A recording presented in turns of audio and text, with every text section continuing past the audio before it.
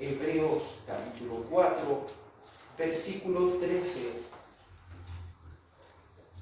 Y recuerden que estamos estudiando, obviamente, desde parte de la Biblia, pero también de parte de la Confesión Bautista de Fe de 1689, los atributos de Dios. Y dice así Hebreos capítulo 4, versículo 13. Leo en el nombre del Señor Jesús. Amén. Y no hay cosa creada que no sea manifiesta en su presencia. Antes bien, todas las cosas están desnudas y abiertas a los ojos de aquel que tenemos que dar cuenta. Oremos al Señor. Amado Dios, las Escrituras ya han sido leídas en esta tarde. Suplicamos que por medio de tu amor y misericordia seas llegando a cada uno de nuestros corazones. Suplicamos, Señor, que seas llegando a cada una de las almas que están necesitadas de Cristo, que están necesitadas, Señor, de esta palabra tan preciosa. Necesitamos ir conociéndote más por medio de las Escrituras, Señor. Necesitamos conocer más de Dios, conocer más de Cristo, conocer más de nuestro Señor. Anhelamos tener ese conocimiento acerca del Señor, nuestro Salvador.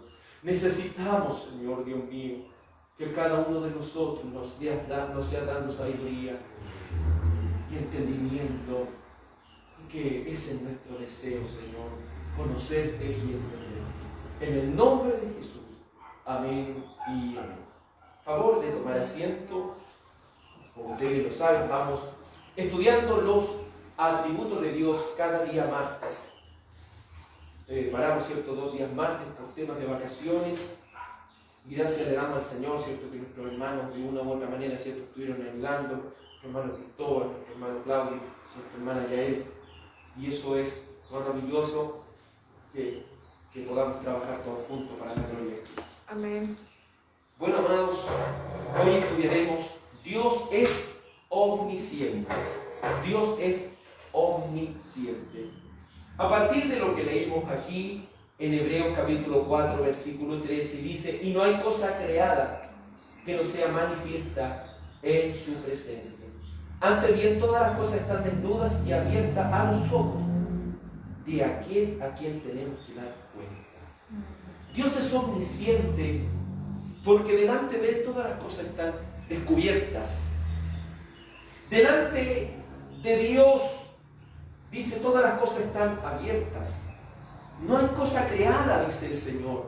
No hay ninguna cosa creada, sea ángeles, sean hombres, sean mujeres, sea el hombre más rico del mundo.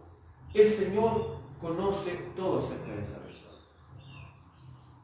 Porque Dios es omnisciente. La Confesión Bautista de Fe de 1689, tomándose este texto, dice: todas las cosas están desnudas y abiertas a sus ojos. Su conocimiento es infinito. El conocimiento de Dios es infalible e independiente de la criatura, de modo que para Él no hay ninguna cosa contingente o incierta. No nos estremecemos al escuchar esto o al leer esto, que el Señor lo sabe todo. La Escritura es clarísima en decirnos todas las cosas. No está hablando, ¿cierto?, de ciertas cosas, dice todas las cosas. Todas las cosas están de manera clara y abierta delante de los ojos de Dios. Dios sabe todo. En el sentido, hemos estudiado anteriormente que Dios es sapientísimo, es decir, Él tiene toda la sabiduría y conocimiento intelectual. Pero también Dios es omnisciente, porque Él lo conoce todo.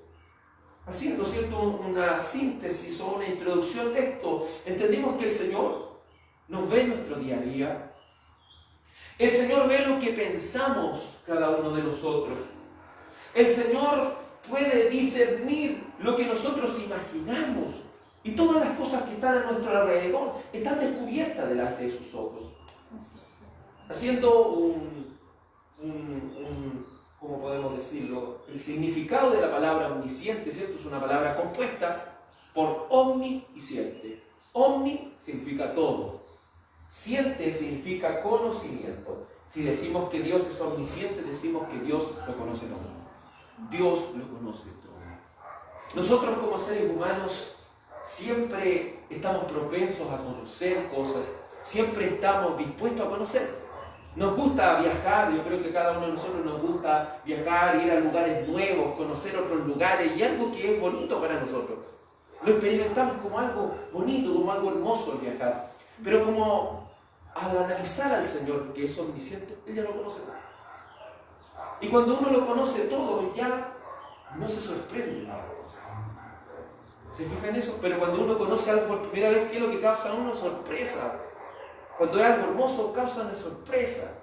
Se maravilla uno de lo que ve. Pero el Señor, que conoce todas las cosas, no se maravilla de estas cosas, porque Él lo conoce todo. ¿Qué quiere decir esto? Cuando nosotros, por ejemplo, queremos ir a cierto lugar, y llegamos a ese lugar y nos damos cuenta, y atravesamos quizás cuántos kilómetros manejando, y llegamos a ese lugar y nos damos cuenta que es un lugar feo. Entonces, ¿qué queda en nosotros? Quedamos en el aire, porque nosotros, como no lo conocemos todos, pensábamos que era de una manera, pero al final fue de otra manera. Amén. Pero con Dios no es así, porque conoce todo inmediatamente. Él lo conoce todo. Es como cuando nosotros vamos a visitar un lugar por segunda vez, ya no nos sorprende, porque nosotros ya sabemos dónde están ubicadas las cosas, ya andamos más claros, dónde tenemos que transitar, dónde podemos ir. Así es el Señor. Pero Él lo conoce todo. Todo, absolutamente todo. Por eso la confesión de fe dice, para Él no hay ninguna cosa contingente o incierta. Dios no tiene que lidiar con supuestos o causas accidentales que lo tomen por sorpresa. Dios, al conocerlo todo, ninguna cosa es contingente para Él. Es decir, ninguna cosa lo puede tomar de manera accidental. Por ejemplo, cuando viajamos a nuestro trabajo, nosotros estamos expuestos a supuestos y a causas accidentales, ¿cierto? Sí. ¿Por qué? Se nos pincha el neumático. Eso ya es una causa accidental que nos impide llegar a un punto que es nuestro trabajo y quizás vamos a llegar atrasados por eso. Un accidente que pueda ocurrir y que corte el tránsito, nosotros ya no podemos. Un celular que nos suene y nos levantamos con el corazón, ¿cierto?, en la mano porque nos quedamos dormidos. Entonces vamos viendo todas estas cosas y nos vamos dando cuenta que nosotros sí tenemos que lidiar diariamente con supuestos y cosas accidentales. Algunos le llaman suerte, otros le llaman ciertos supuestos. Tales cosas pueden pasar. Hoy en día, si hay algo que quieren meter en las películas, es los mundos paralelos y que hay un mundo multiverso, de que puede estar pasando esto aquí, puede estar pasando esto allá, pero cuando hablamos de que Dios es omnisciente y Él lo conoce todo, eso no existe. No puede haber otro mundo, no puede haber otro mundo paralelo, a eso me refiero, porque hay un solo Dios. Que si lo vemos en su grandeza, Él es en todos los mundos posibles el mismo Dios. Entonces no puede existir otro mundo. No hay causas accidentales que puedan hacer que Dios no conozca algo. Dios es omnisciente.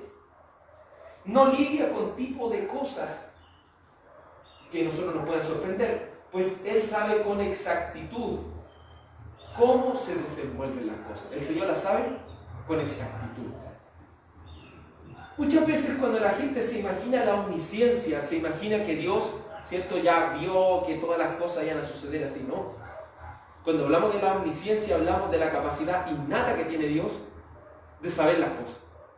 Él no necesita, cuando nosotros antes que nazcamos, Él vernos cómo nosotros íbamos a ser, cómo íbamos a vivir. Él no necesita eso. El Señor de manera innata ya sabe. Y a veces como seres humanos tenemos chispazos de eso. A veces estamos haciendo un trabajo y nadie sabe, pero se enciende la ampolleta y sin que usted lo razone ni lo piense. Así es. No sé si le ha pasado en algún momento. Es algo innato que le dice así es. El Señor siempre es así. Siempre en su omnisciencia Él piensa las cosas de manera innata. Ni siquiera alcanza a razonarlo. Puede ser de esta manera o puede ser de esta manera. No, el Señor inmediatamente sabe. Así es. Mire, veamos un ejemplo de esto. En Jonás capítulo 1, verso 7. Podemos ver tanto la perspectiva divina como la perspectiva humana en este texto. Jonás capítulo 1, versículo 7.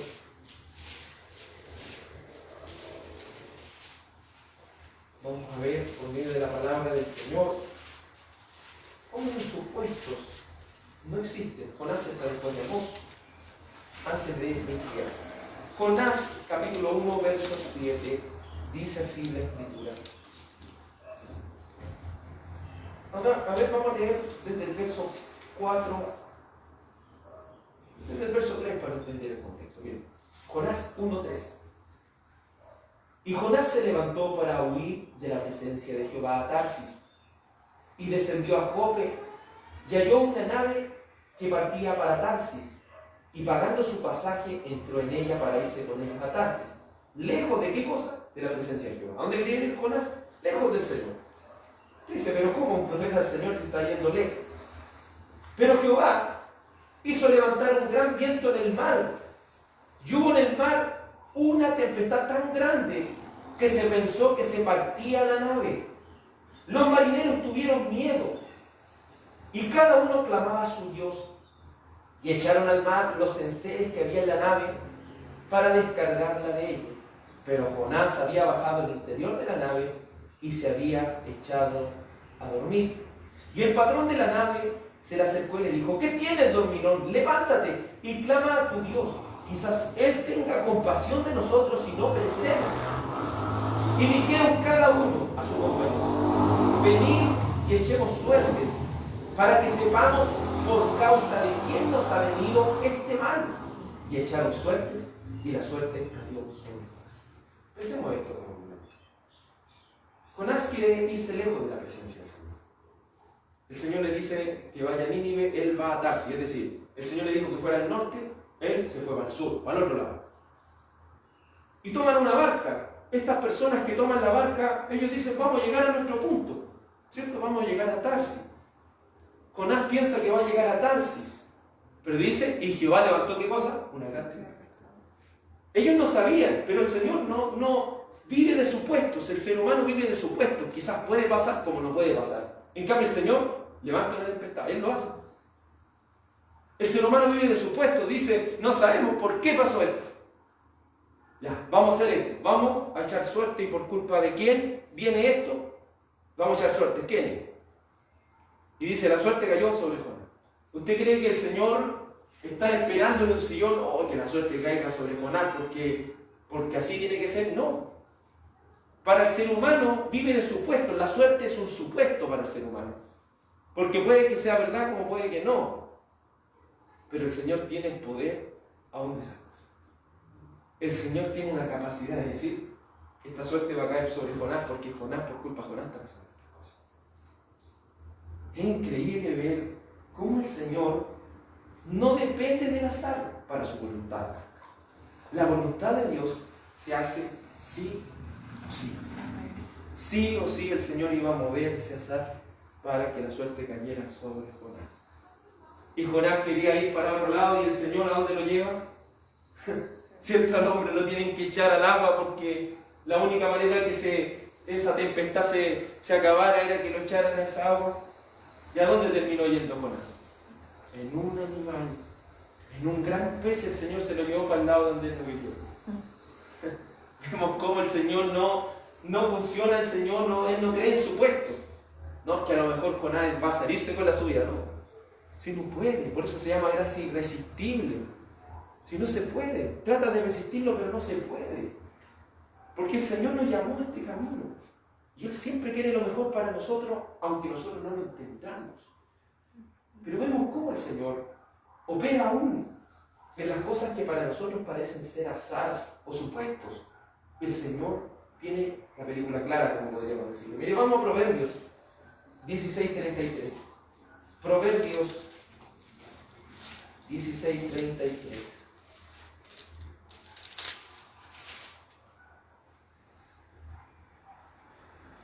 Proverbios 16:33. Las Escrituras nos dicen con claridad así. Proverbios 16:33. Proverbios 16:33 dice: la suerte se echa en el regazo, mas de Jehová es la decisión de ella. ¿Nos damos cuenta de esto? Que el Señor no funciona con supuesto. El ser humano siempre anda viendo que supuestamente puede pasar esto. Como podríamos decirlo en buen chileno, muchas veces la gente se basa a rollos. Que puede pasar esto, que puede pasar esto otro. ¡Ay, no vive tranquilo! Pero aquellos que confiamos en el Señor, no debiéramos vivir de supuesto. Se va a hacer la voluntad del Señor. Amén. Se va a hacer lo que el Señor quiere. Porque si me pongo a pensar lo que puede pasar y lo que no puede pasar, yo no tengo el control sobre esas cosas. Pero quien tiene el control es el Señor. Él es el que tiene el control sobre esas cosas. Pero nosotros muchas veces, al no tomar en cuenta al Dios omnisciente, pretendemos que puede pasar esto, puede pasar esto otro. ¿Y qué pasa con eso al final? Nos amargamos. Andamos mal. Porque siempre estamos pensando en lo que puede pasar, en lo que no puede pasar, pero en vez, si nosotros creyéramos en un Dios omnisciente, tuviéramos claro de que la omnisciencia de Dios es algo tan evidente en su carácter, nosotros diríamos, se va a hacer la voluntad del Señor. No se va a hacer lo que yo quiero, no se va a hacer lo que los demás quieran, se va a hacer lo que el Señor quiere. ¿Se fija cómo sería nuestra vida si tomáramos el consejo que dice la palabra, en nada estéis preocupados, sino que sean conocidas todas vuestras peticiones delante del Señor? Pero nosotros nos preocupamos de más a veces pensando que puede o no puede pasar algo. Va a pasar lo que el Señor quiera, porque Él tiene el control absoluto sobre todas las cosas. Para Él no hay supuestos, para Él no hay cosas que lo puedan sorprender, ¿no? Me gusta mucho lo que dice un predicador. En el universo ni siquiera hay una sola partícula de polvo que se mueva sin que el Señor lo sepa. Porque si hubiera quizás una pequeña partícula que volara por ahí en el universo, sin que el Señor lo sepa, esa pequeña partícula podría de alguna manera arruinar los planes de Dios. Pero eso es imposible. Porque el Señor tiene el control de cada cosa que pasa. De cada cosa que pasa, el Señor tiene el control absoluto. Y si nosotros dijéramos, pero ¿por qué el Señor permite ciertas cosas? ¿Por qué? Nos volveríamos locos. Tenemos que decir, el Señor lo quiso así. El Señor lo quiso así. Es hermoso saber que la omnisciencia de Dios es tal que nada ni nadie se opondrá a sus planes. Por mucho que lo intente, ni siquiera las causas accidentales. Para Dios no existe lo que nosotros conocemos como casualidad. Para Dios no existen las casualidades.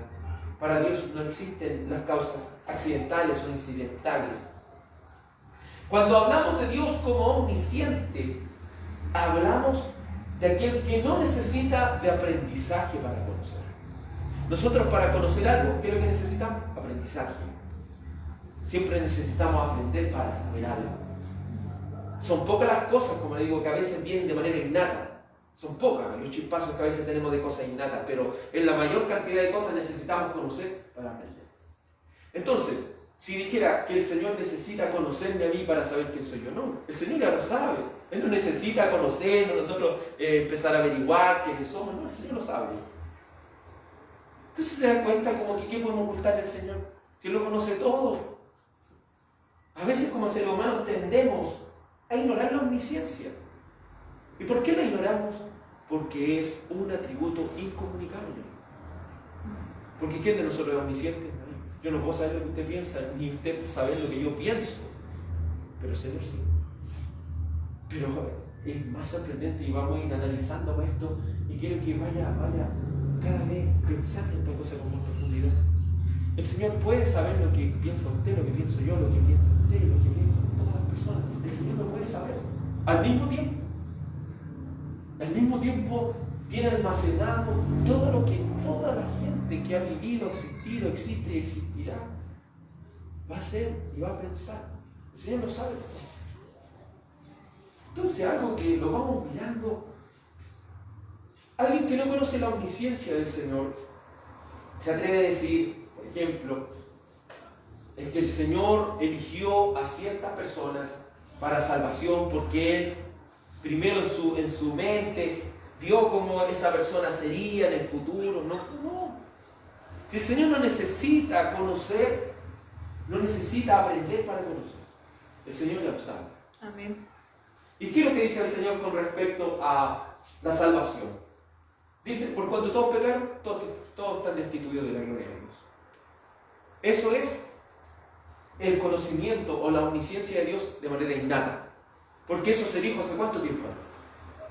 Y el Señor no ha visto que, por decir, van a ser otra persona, Él no ha visto eso. Pero el Señor aún así lo sabe, y de manera innata lo sabe de manera perfecta, de que cada ser humano que nace sin pecado. Él lo sabe. Y no hay nadie que le pueda decir lo contrario, Él lo sabe. Y si Él lo sabe, eso es verdad. Por eso Él es conocido como la verdad. La verdad absoluta es Él. Amén. Nosotros, ¿qué somos? Entonces Dios no necesita observarnos para realizar su elección, para salvación, porque Él tiene la capacidad de comprender las cosas de manera instantánea. El conocimiento de Dios es innato e intuitivo. Es decir, Dios tiene un conocimiento innato, pero es un conocimiento de intuición. Como seres humanos, de alguna manera conocemos lo que es la intuición. Que yo intuyo que esto va a pasar. Y después no pasa. A veces decimos, no, que yo creo que va a pasar esto, yo intuyo que va a pasar esto y pasa. Pero el Señor no es como el ser humano. El Señor intuye que esto pasa y eso pasa. No hay una doble lectura, no hay algo que pueda equivocarse, no, esto pasa. Sí o sí, esto pasa. Por eso la Biblia está escrita de Génesis y Apocalipsis, está escrito el futuro, está escrito todo. Y dice que no va a pasar ni una jota ni una tilde, es decir, ni las pequeñas letras del alfabeto griego que no se cumplen. Amén. Cada cosa que está aquí se va a cumplir porque el Señor así lo ha establecido y porque Él tiene un conocimiento innato. Tiene un conocimiento intuitivo tan perfecto que no hay nada que se le escape. Nada que se le escape. Nada. Él lo sabe todo. Veamos prueba de esto en San Juan, capítulo 2, verso 25. San Juan, capítulo 2, verso 25. Veamos cómo el Señor Jesucristo, el Hijo de Dios, nos muestra que su conocimiento es un conocimiento innato y un conocimiento intuitivo. San Juan, capítulo 2, verso 25. San Juan, capítulo 2, verso 25. Y vamos a leer desde el verso 23 para entender el contexto. Dice, estando en Jerusalén en la fiesta de la Pascua, muchos creyeron en su nombre, viendo las señales que hacía. Pero Jesús mismo no se fiaba de ellos, porque conocía, ¿qué dice? A todos. Es decir, omnisciente. Y no tenía necesidad de que nadie le diese testimonio del hombre, pues Él sabía lo que había en el hombre. Conocimiento intuitivo y conocimiento innato, conocimiento inmediato. El Señor no necesitaba que alguien dijera, oye, esta persona es así, no, el Señor lo sabe. El Señor Jesucristo estaba ahí y vio que Él hizo unos milagros y la gente creyó en Él, pero Él no dijo, mira, la gente está creyendo, ahora no. El Señor sabía que muchos de ellos eran los mismos que lo iban a entregar. El Señor, de un conocimiento innato y intuitivo, Él no necesitaba que nadie le dijera cómo era esta persona, Él ya lo sabe. Él ya lo sabe. Él ya lo sabe. El Salmo 139. Salmo 139. El Señor es omnisciente. Muchas veces confundimos que Dios es sapientísimo con la omnisciencia. La omnisciencia es algo más profundo. Porque la sapiencia también, pero son dos cosas tan importantes. Veamos lo que dice el Salmo 139. Salmo 139, versículo 2. Salmo 139, verso 2 dice: Tú has conocido, mi sentar ni mi levantar. Has entendido, ¿desde dónde? Desde lejos mi pensamiento. David está reconociendo que Dios es omnisciente. Y de una manera poética dice: Señor, tú has entendido desde lejos mi pensamiento. Porque uno mira, ¿cierto? Poéticamente, el Señor está en el cielo, pero ni siquiera yo lo puedo mirar con un telescopio, o puedo mirarlo con algo. Él está lejos. Física, queda hablando de una manera física, pero espiritualmente está aquí. Pero físicamente está lejos. Pero David reconoce algo, dice: desde lejos tú entendiste, Señor. ¿No le da miedo eso? No sé, como que a veces me da un poco de miedo, si me pongo a pensarlo. El Señor conoce Todo, cada pensamiento, cada palabra, Y yo creo que si una persona o alguien cercano a uno conociera todo lo que nosotros pensamos durante el día, no sé, nos daría vergüenza. Como hemos hecho ese ejercicio muchas veces, ¿qué sucedería si dijéramos vamos a invitar a toda nuestra familia y vamos a poner las 24 horas en las que ha pensado esta persona? Le vamos a poner un data para que todos le vean lo que ha pensado. Yo creo que muchos de ahí saldrían llorando, otros saldrían así, que no lo puedo creer, porque son tantas cosas que pasan por la mente que muchas personas podrían ser, ¿cierto?, destruidas con esas cosas. Pero el Señor lo sabe, y que aún no ame, ¿no cree que eso es algo grande? A la vez nos estremece saber que Dios es omnisciente, y a la vez nos ponemos a pensar, ¿y cómo el Señor me ama? Nos damos cuenta de nuestra verdadera condición, cómo el Señor me ama. Si Él sabe todo lo que pienso y me sigue amando. David dice, Señor, tú entendiste desde lejos mis pensamientos. Desde que me levanto hasta que me siento, Señor, tú lo sabes. Dice, ha escudriñado, verso 3, mi andar y mi reposo.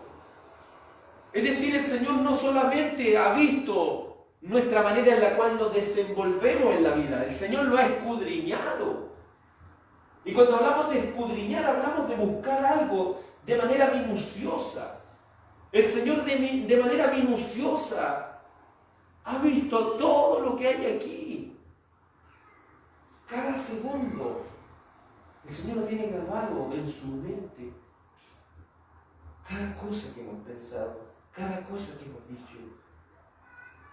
Y todos mis caminos te son conocidos. Todos mis caminos te son conocidos. Es algo que nos hace pensar, Señor, tú conoces todo de mí. Aún me conoces más que yo mismo. Porque si me pongo a pensar quién soy, hay muchas cosas que desconozco aún de mí mismo. Porque a nosotros siempre nos gusta aceptar lo bueno que tenemos, lo atractivo que tenemos. Pero qué difícil es focalizarnos en las cosas malas que tenemos. Es difícil. ¿Por qué necesitamos de la Biblia? ¿Por qué no podemos? ¿O por qué necesitamos de la predicación, de la congregación? Si yo podría estar en mi casa y podría leer la Biblia. Yo puedo leer la Biblia en mi casa. Podría encerrarme en mi casa, pero ¿sabe cuál es la diferencia? Que yo voy a buscar los textos que me convienen. Y eso no sería justo, no estaríamos jugando de buena manera esto. Y siempre buscaríamos, Señor, en mi bastón, nada nos faltará, el que habita al abrigo del Altísimo, siempre buscaríamos que ande en valle sombra de la muerte, siempre buscaríamos esos textos. Pero cuando la predicación es expuesta por medio del Espíritu Santo de Dios, nuestros corazones son abiertos y son escudriñados ante nuestros ojos. Y vemos cómo el Señor conoce todo de mí. Y que no es el predicador muchas veces que está hablando, porque ni él sabe. Amén. Pero el Señor sí lo sabe. Y por algo nos está diciendo todas estas cosas. Verso 4. Pues aún no está la palabra en mi lengua. Y aquí, oh Jehová, tú lo sabes. La palabra aún no está en mi lengua, ni siquiera está en mi lengua. Y ya tú la sabes toda. O nuevamente de manera poética, Señor. Me da miedo hasta decir algo ahora porque, ¿cierto? Me estoy como viendo a David y me da miedo hasta decir algo, Señor, si antes que lo diga, tú ya lo sabes, Señor. Tú ya lo sabes. Dios conoce todo de mí. Conoce todo de usted. Y que aún tenga misericordia de nosotros. Eso sí, es realmente un amor inigualable. Eso es un amor inigualable. Un amor que no tiene comparación. Porque cuando nos volvemos insoportables muchas veces, y que el Señor aún nos ame, ¿cierto? Eso es algo grande. Está viendo tantas personas, quizás más buena onda, o no sé, o personas que son más tranquilas que nosotros, pero el Señor de una u otra manera nos tiene aquí. Por su amor solamente. Es un amor inigualable. En segundo lugar, el conocimiento de Dios es infinito. Le vamos agregando más gravedad al asunto. No solo el Señor lo conoce todo, a veces nosotros que trabajamos conocemos ciertas cosas de nuestro trabajo, conocemos ciertas cosas de nuestra familia, pero muchas veces nos hemos olvidado del cumpleaños. Muchas veces nos hemos olvidado, algunos de nosotros, de cómo hacer algo y hemos tenido que recurrir a una u otra cosa. Aunque conocemos, olvidamos. Pero cuando hablamos de que el conocimiento del Señor es infinito, es un conocimiento que no tiene límites. Cuando hablamos de los computadores, tienen gigas, terabytes, y así va subiendo, pero todo eso son límites. Los celulares que teníamos antes, ¿se acuerdan cuando caían 5 gigas? Uno le ponía 2 canciones y ya estaba repleto. Sí. ¿Y qué teníamos que hacer para meterle más cosas?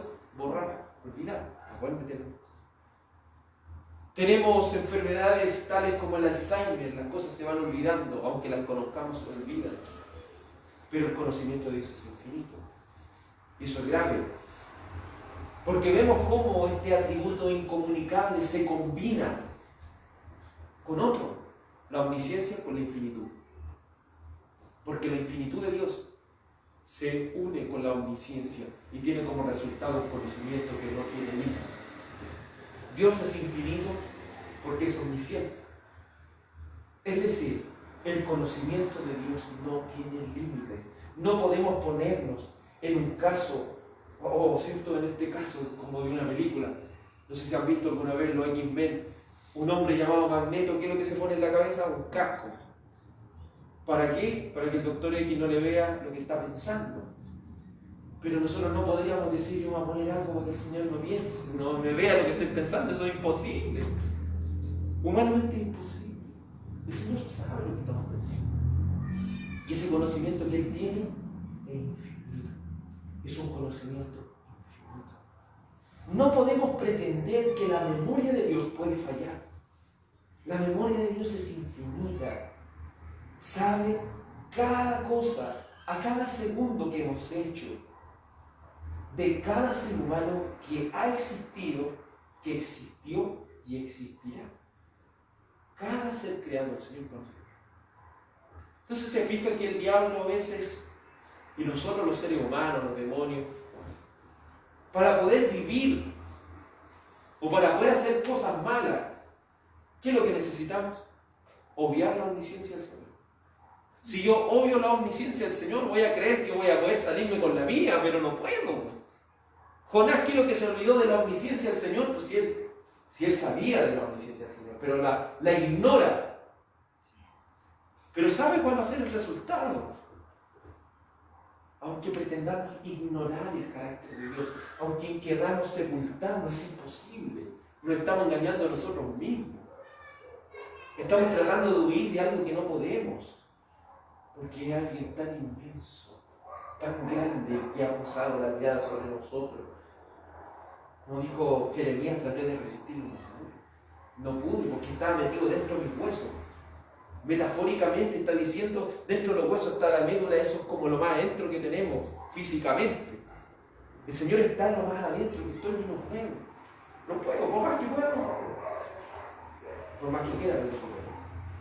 Por eso, no debemos malinterpretar, por ejemplo, Génesis 8.1, porque si ignoramos la omnisciencia del Señor, muchas veces vamos a cometer errores al analizar textos de la Biblia.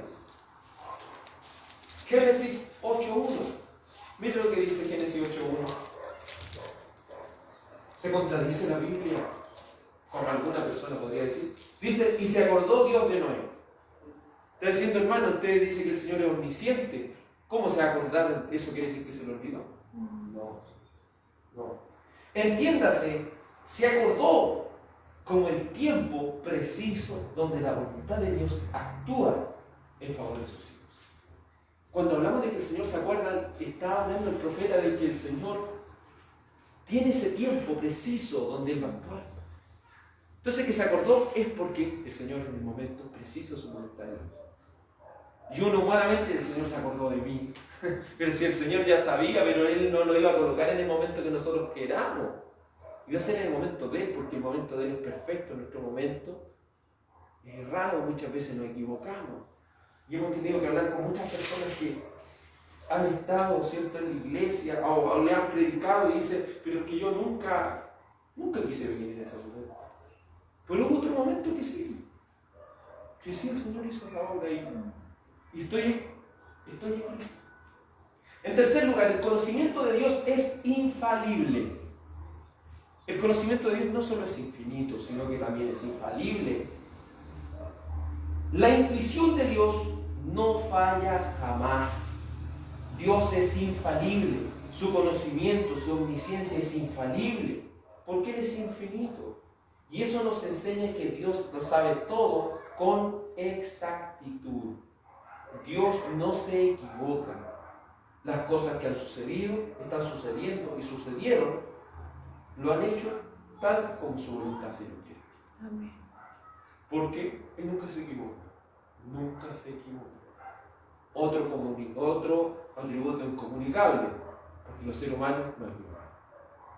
Siempre estamos jugando al error, siempre hay una clase de error que podemos cometer. Pero el Señor no se equivoca nunca. ¿Cómo nosotros como cristianos entonces debemos estar confiados en Él? Si Él no se equivoca nunca, Él siempre va a mover nuestras vidas de acuerdo a la voluntad de Él. Y eso quiere decir que si Él no se equivoca, debemos plenamente confiar en Él y menos en nosotros mismos. Menos en nosotros mismos. Más confiar en Él y menos en nosotros mismos. Números 23-19 nos explican acerca de su conocimiento infalible, del conocimiento de Dios infalible. Números 23-19. Números 23-19 dice así la Escritura. Números 23-19. Dios no es hombre para que mienta, ni hijo de hombre para que se arrepienta. Él dijo y no hará, habló y no lo ejecutará. Pregunta retórica. Si Él lo dijo, lo va a hacer. Amén. Si Él lo ha establecido, Él lo va a ejecutar. Porque Dios no es hombre para que mienta. Su conocimiento es infalible. Él no va a mentir. Nunca va a fallar. Pero usted dirá, pero hermano, ¿cómo Génesis 6:6? Cuando el hombre se vuelve atrás y el hombre sigue su mal camino y dice, el Señor se arrepintió. Y aquí la Escritura dice que el Señor no se arrepiente. Eso es claro. Eso es algo tan claro que hay que estudiarlo, porque dice la palabra hebrea, para cuando dice se arrepintió el Señor de haber hecho al hombre, es una palabra hebrea atzab, que denota un dolor y una aflicción.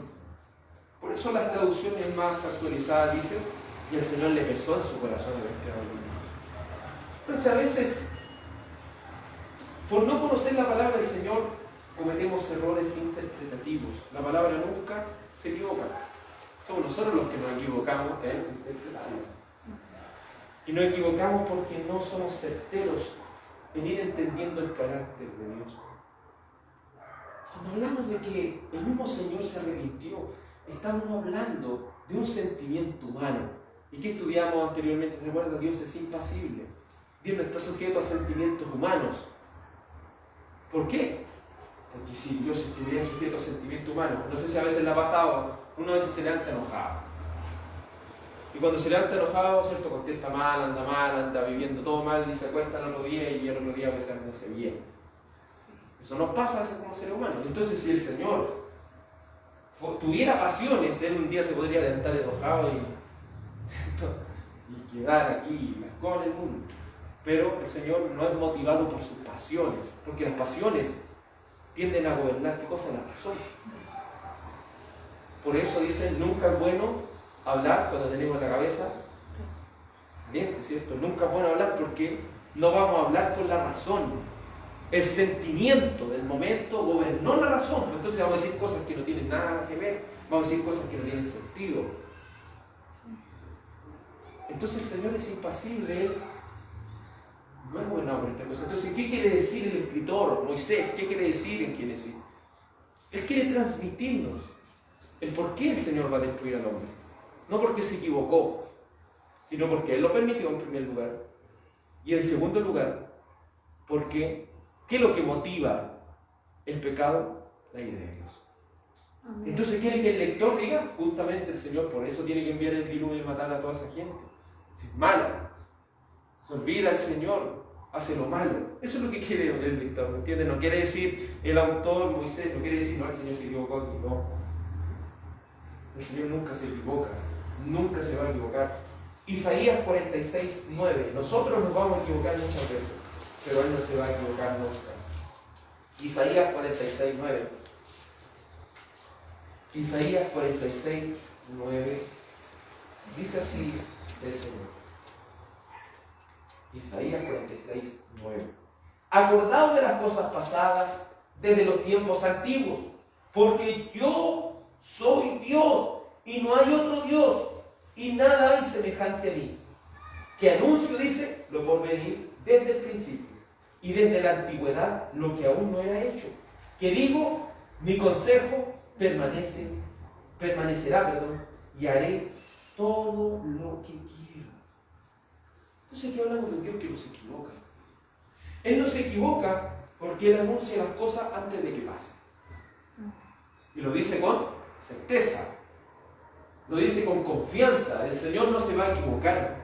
El Señor anuncia lo por venir y eso va a pasar. Antes que las cosas pasen, el Señor ya las ha decretado, el Señor ya las ha determinado.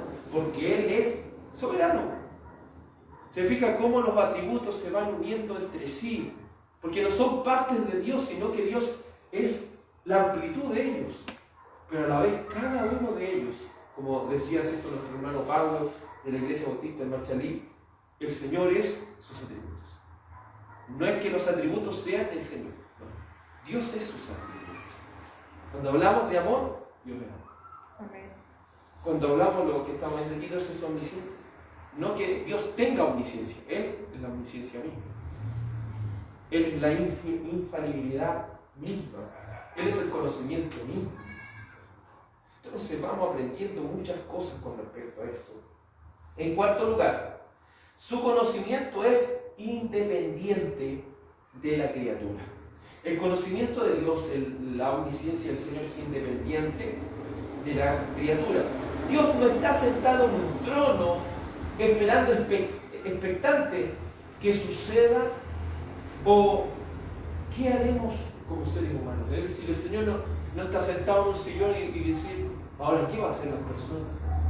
¿Van a creer en mí o no van a creer en mí? El Señor no está en ese sillón. El Señor ha establecido y mueve todas las cosas. Es como un ajedrez, todo se va moviendo como el Señor lo va diciendo. ¿Y quién va a tener la victoria? El Señor. El Señor va a tener esa victoria siempre, siempre, porque Él es perfecto. Su conocimiento es independiente. Si mi conocimiento está basado en lo que usted me diga, y yo me fío de usted, y confío sin investigar, sin nada, puedo ir al error, ¿cierto? Sí. Pero si nosotros confiamos plenamente en la palabra, no hay error, porque Dios es independiente. ¿Y por qué independiente? Porque Él no necesitó preguntarle a alguien para hacer algo, Él ya lo sabe.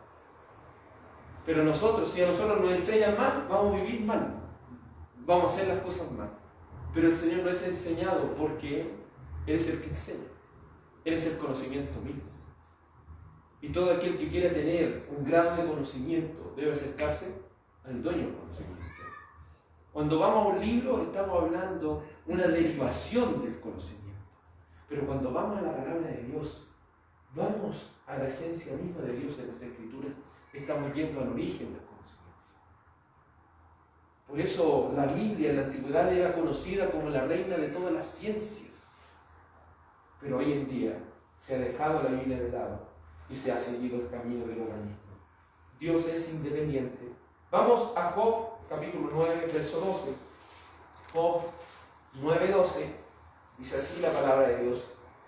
Job 9, 12. Sobre Dios dice Job 9, 12. He aquí arrebatará. ¿Quién le hará restituir? ¿Quién le dirá qué haces? Dios es independiente, Él no tiene por qué darle explicación a las personas, porque su conocimiento es independiente, no depende de los demás. Nadie le puede decir, Señor, ¿qué estás haciendo? Te equivocaste. Él siempre hace lo perfecto, siempre. Que nosotros no creamos que sea así, eso es otra cosa. Pero lo que creamos nosotros no importa. Lo que crea Dios es lo que importa. Porque esa es la verdad misma y la esencia de todas las cosas. Punto número 5. Hay que rendirle cuentas a Dios, pues Él lo sabe todo. ¿Qué debemos hacer nosotros? Podríamos decir, ya si el Señor lo sabe todo, entonces ¿para qué necesito orar? Es que esto es lo mismo cuando nosotros ofendemos a alguien. Cuando ofendemos a alguien, ¿qué debemos hacer? ¿Qué pasa si nosotros ofendemos a alguien y nos quedamos callados? ¿Qué va a pasar? ¿Se va a solucionar el problema? ¿Vamos a avanzar en las cosas? Si nos quedamos callados, vamos a agrandar más el problema. ¿Y por qué el Señor necesita, nosotros necesitamos, recurrir al Señor? Si Él lo sabe, Él lo sabe que lo equivocamos, Él sabe que le hicimos daño. Entonces, ¿por qué necesitamos ir al Señor? Porque así estamos reconociendo que verdaderamente nos fallamos. Lo que más se necesita cuando cometemos un error es mostrar humildad. Amén. Porque la soberbia, ¿dónde nos va a llevar? El orgullo, ¿dónde nos va a llevar? Al peor camino. Al peor camino. Pero si nos postramos ante el Señor y reconocemos nuestro error. Y a veces, cuando reconocemos, ¿por qué usted dice, por qué siento un alivio cuando reconozco mis pecados delante del Señor? ¿Por qué siento ese alivio? Porque verdaderamente estoy siendo perdonado por Él. Y porque verdaderamente estoy reconociendo de corazón que me fallé. Por eso necesitamos clamar al Señor. Dios lo sabe todo. Y como una manera de rendir cuentas, debemos presentarnos delante de Él en oración, reconociendo cada pecado que lo ha ofendido a Él. Vamos a este ejemplo de 2 de Samuel 11. 2 de Samuel 11. Porque lo único que puede traer alivio cuando hemos ofendido es reconocer nuestro error. Y no echarle la culpa a nadie. Siento que a veces somos fáciles para echarle la culpa a las demás personas. Soy un culpable y a veces cuesta eso, uno a veces lo nota fácil. Pero reconocer y no echarle la culpa a nadie es mejor para mí. 2 de Samuel 11, verso 1. 2 de Samuel 11, verso 1. Mire lo que dice esta historia.